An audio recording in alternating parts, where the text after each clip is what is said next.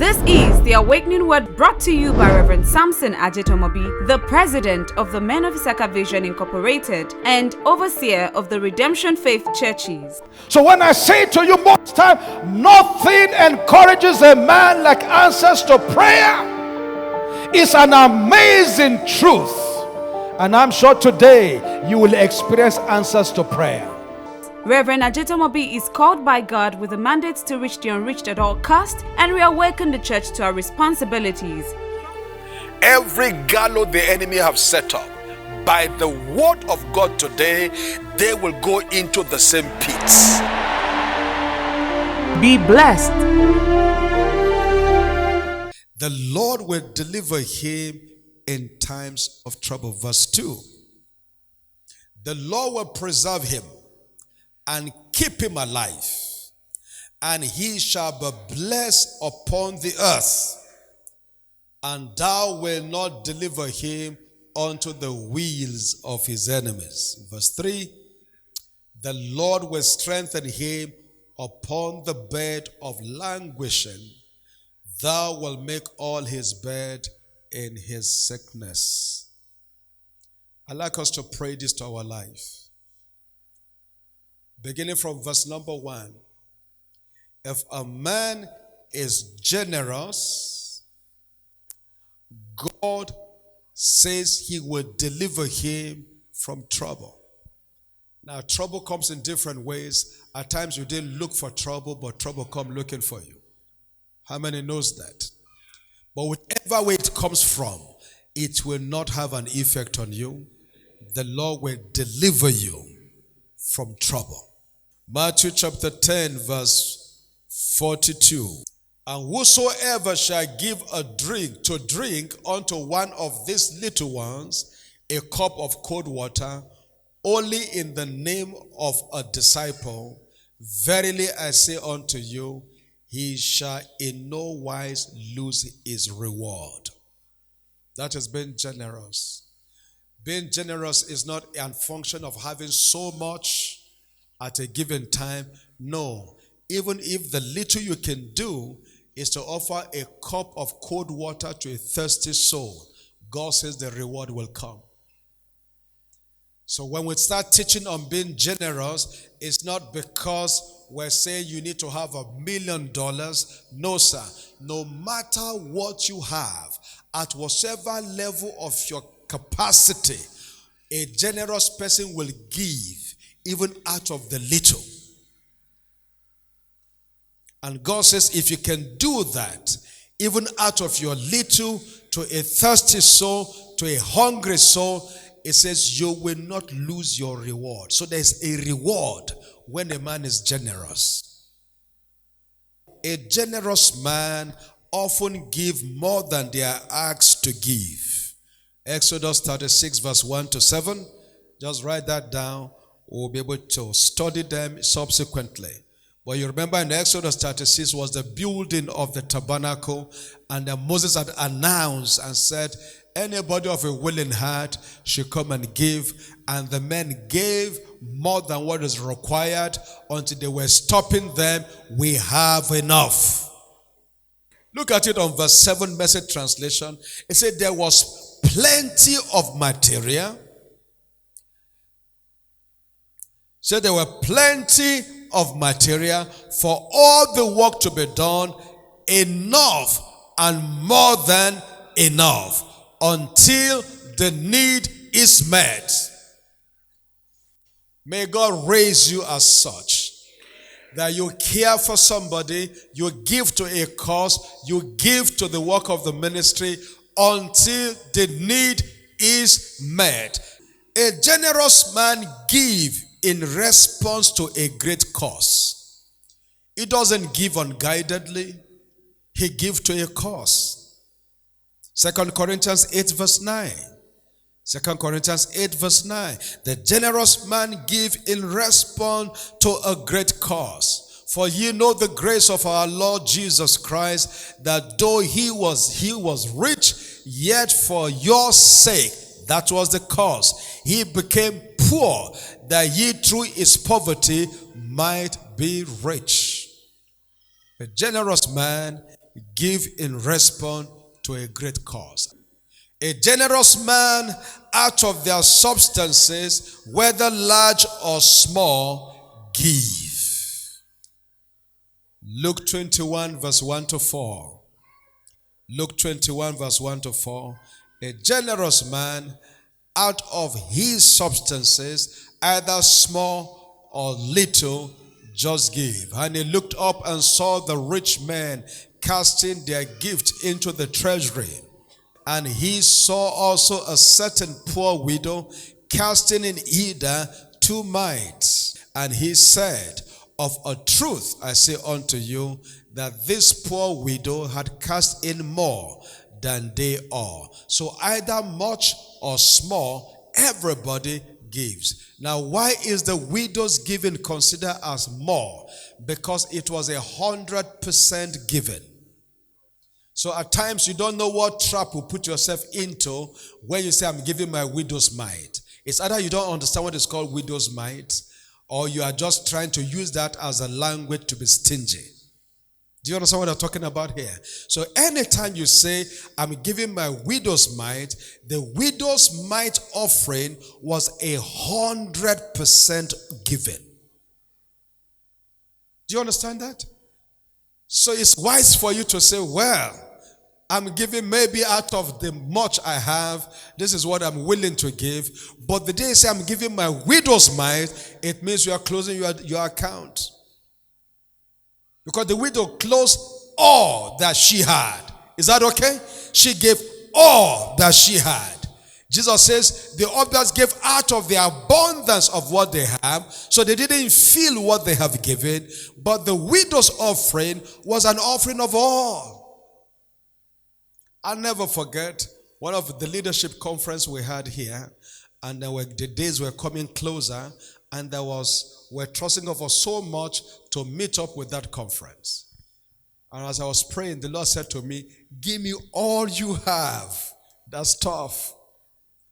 Give me all you have.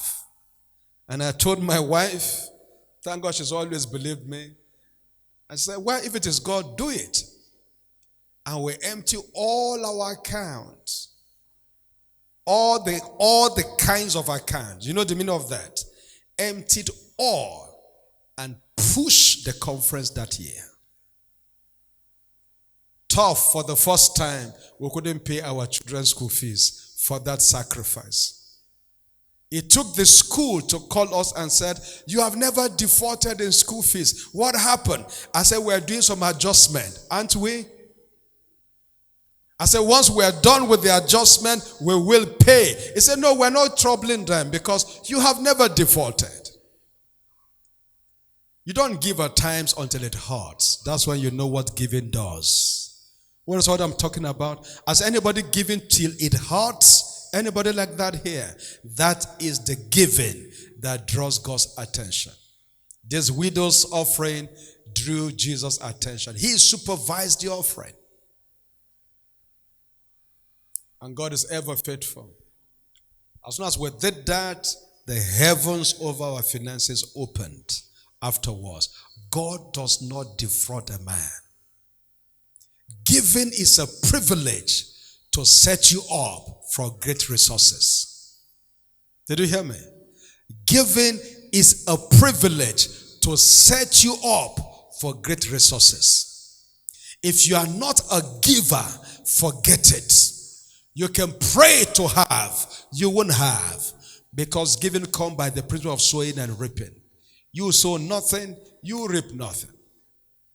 No matter how good your intentions are. So every time you have an opportunity to do a sacrificial giving, that is it.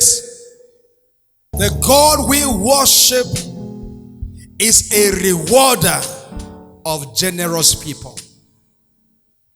You can't outgive him.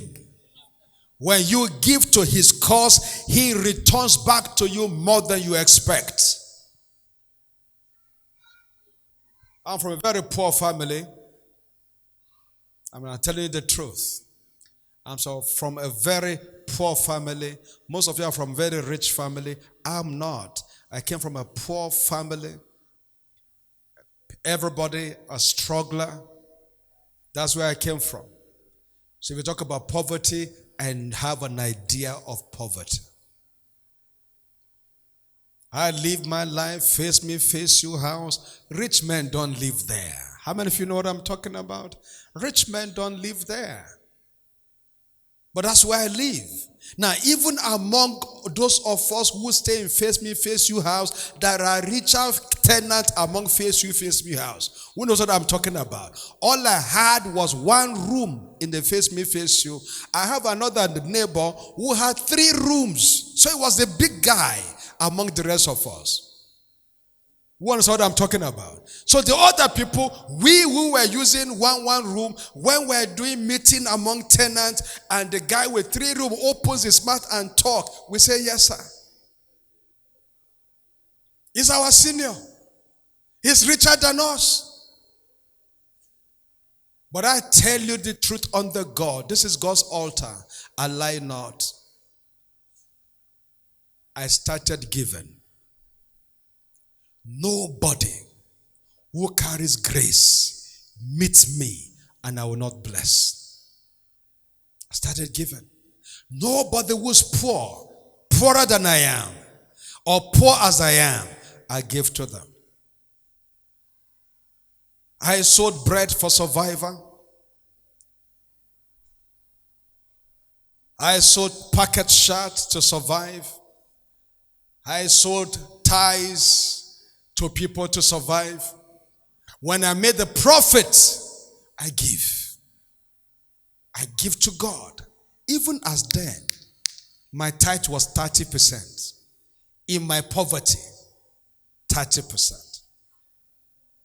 30%. That's why I believe so much that I can't be financially stranded again. I believe that so much. So much. Not for anything I can see physically. I'm still begging God to bless me. Are you getting what I'm saying? But I believe so much because of the principle of the word. That when a man sows, he reaps. And when a man harvests begin, it will not stop. How many of us are ready for that kind of continual, endless harvest? And the only reference was one sacrificial giving you made, one strange giving you made, and every time you have opportunity, something you are given, even though you don't have. One day I gave all I have, and I have to trek home. There was no hope of dinner. And by the way, the dinner and the food I was taking that time was all gari in the morning, gari in the afternoon, gari at night.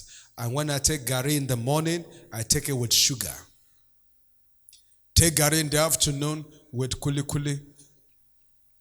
And then take gari in the evening plain because we've had enough. Are you hearing my story? Then the kuli kuli finished. The sugar finished. It became plain gari. Was it today we're talking about that? Favor. And it finished. One day I put gari in my mouth. The gari came back. I said, oh boy, I'm not going anywhere today. Do you know in all of that trouble, my house was a depot for brethren. She knows the house. My wife knows the house. It was I don't travel with my key. My key is forever there. One food is constant in that house. It's called gari. So there is nothing more. But you know, brethren will come, drink gari in my house, and they will bless me. Thank you, sir. Thank you, sir. We had today's meal. Sir, I was like a champion among my equals, my friends, for gari supply. The day gari came back from my mouth, I prayed. And a sister came. I didn't discuss anything with her. A sister came. She's cooked rice, chicken, and some little more raw rice. And she came. I said, I don't know what you're going through. I was quietly in my room. God said I should cook for you. And he cooked rice with chicken, stew, a lot of stew, and then some little more rice. And then the rice was very hot. She just cooked and brought it. And I said, God bless you. You just go. We will talk later. Because the Gari have refused to go. Until the Gari refused to go, the next supply change never came. There are certain things you are used to that you don't like. Let them end. Another supply line will come. Anybody hearing me here? From that day, I can't forget that sister in my life. From that day till today, Gary stopped becoming a major meal to me. I don't take Gary as meal. Maybe pleasure if I feel like. But you know, in all of this difficult season, I was still giving. You see, if you don't sow when it is tough, when it is convenient, you won't sow. How many knows that? So, giving sparingly or giving abundant, bountifully is a function of what is available to you, but giving must be a lifestyle that even when it is so little, something drops to God. Anybody getting anything with that? No matter how little. And when it is so much, something drops to God. A generous man gives as a byproduct of his own personal transformation. He gives as a byproduct of his own personal transformation. Giving can be very exciting no matter the sacrifice that goes with it, if you have a personal encounter of who God is.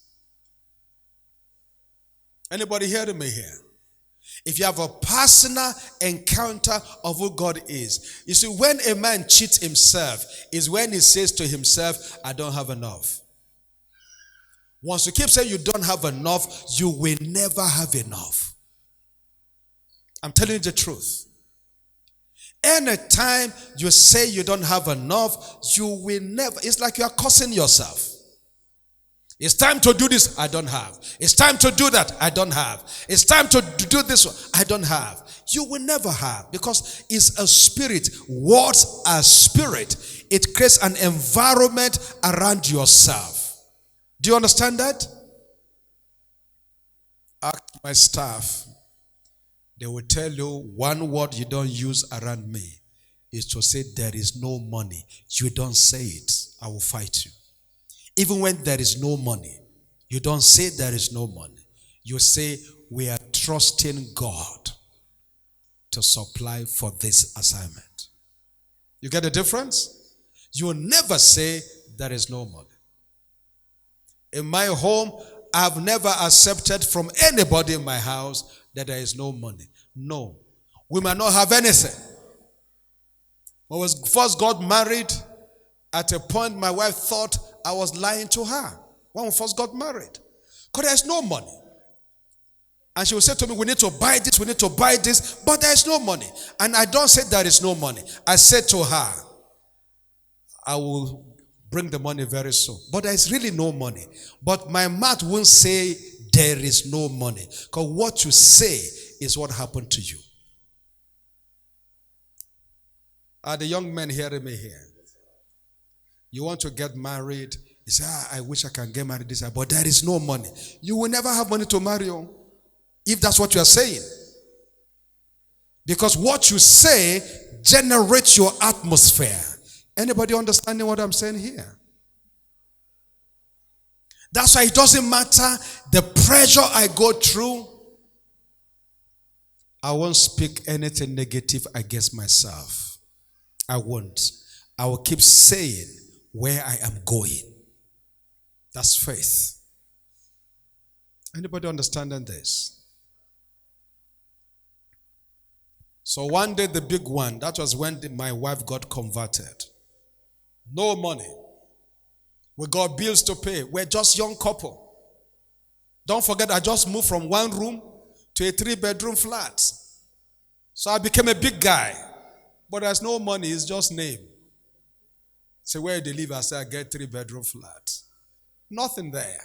Nothing there. Only one chair in the sitting room. You know this sofa? You know what they call sofa? That's the only thing in that sitting room. My wife tried to marry this kind of material. I'm telling you, there was nothing to attract anybody. Nothing. Thank you. Nothing to attract this guy. Nothing. Just nothing. She just believed God will make something out of this boy. And God is still making it. We're just beginning. So no money. So I told her, when I'm back, all these bills will be cleared. Why? I don't want to say there is no money. My mouth won't say it. Because I believe even if there is none, God has a way of supplying. So I went out for a meeting, saw a few people, and I never discussed with anybody. Returning back home, I think we needed about 10,000 that day. Returning back home, I gave her 20,000 naira. I said, here's the money. He said, but even though you told me by faith you are coming back with money, I know you don't have any money. And I also know I don't have any money. So where is this from? I say, every time I tell you, I'm coming back. Have you read about Abraham? God said, go kill your son. He said, yes, sir. He told the guys, they went together. I and the lad will go worship and we will come back. How are you going to come back with a man to be killed? Do you understand the issue here? And did they come back or not? Did God supply what is needed? From today, you will not be stranded. If you choose to be a giver. I have grown by giving. I have paid all my bills by giving. I have become who I am by giving. I just shared a personal story with you to let you know it works and it pays to be a generous person. So if you are still holding back, you see somebody you can help. You don't know how much I get blessed. One day, one of our staff bought me a stocking. You know the stocking, something you wear to your shoe? That was what I needed the most. We're traveling, and I forgot that my stocking was due for change. And I looked at it. The tips were dirty. So, how am I going to wear this? Because if you wear such and you bring out your leg out, it will smell. Did you understand? And then you said, I just bought you a stocking. I said, sure. I said, that's what I needed the most. I said, God bless you. How much is it? Can I refund the money? He said, no. I'm just sowing to your life. I said, the harvest will come. And the harvest came for him. He's here in church, ask him. Now, always give. Give your skill. Is that okay? Give your time. Give your money. Give everything that God has given to you. We trust that you've been blessed by this message preached by Reverend Samson Ajetomobi of the Men of Issachar Vision Incorporated. We invite you to worship with us every Sunday at 9 a.m. and 5 p.m. every Tuesday and Thursday at the Men of Issachar Vision Incorporated, Olororo, Ojo, Ibadan. Or watch our services online via the Men of Issachar Vision Facebook page and YouTube channel. You can also listen to us on mivradio.com. For inquiries, please call 0808 085 4818 or send an email to mivmandates2010@gmail.com. God bless you.